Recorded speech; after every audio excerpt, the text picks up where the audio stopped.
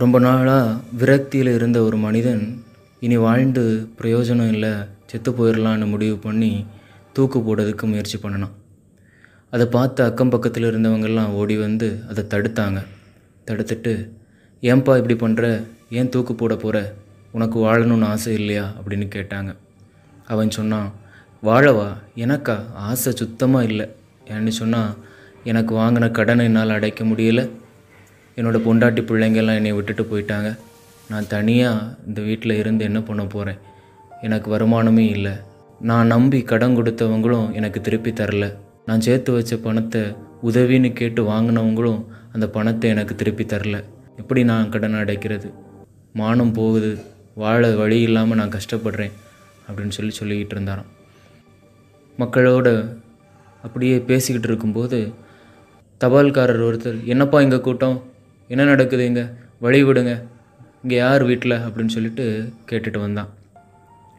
அந்த ஆளும், நான் தான் இந்த வீட்டில் இருக்கிறேன் ஐயா, என்ன வேணும் அப்படின்னு கேட்கவே, உனக்கு ஒரு தபால் வந்திருக்குதுப்பா, கூடவே மணி ஆர்டர் வந்திருக்குது, காசு வந்திருக்குதுன்னு சொன்ன உடனே, எனக்கா காசு வந்திருக்குதா, யாராக இருக்கும் அப்படின்னு சொல்லிட்டு வாங்கி அந்த கடிதத்தை படித்தான்.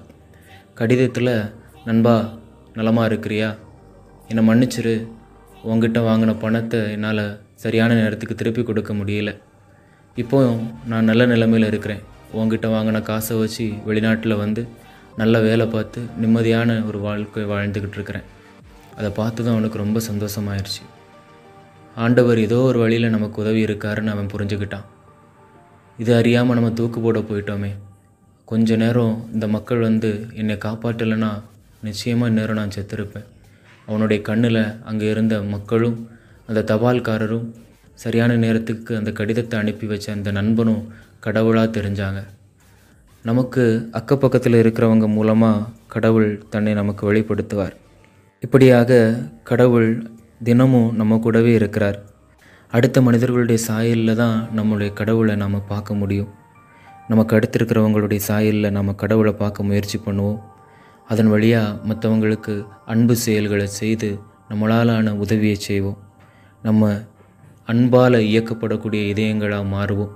அப்படி அன்பால் இயங்கப்படக்கூடிய இதயங்களிலெல்லாம் கடவுள் நிச்சயமாக வாழ்வார். இறைவன் தங்கும் இதயமாக நம் இதயங்கள் மாறட்டும்.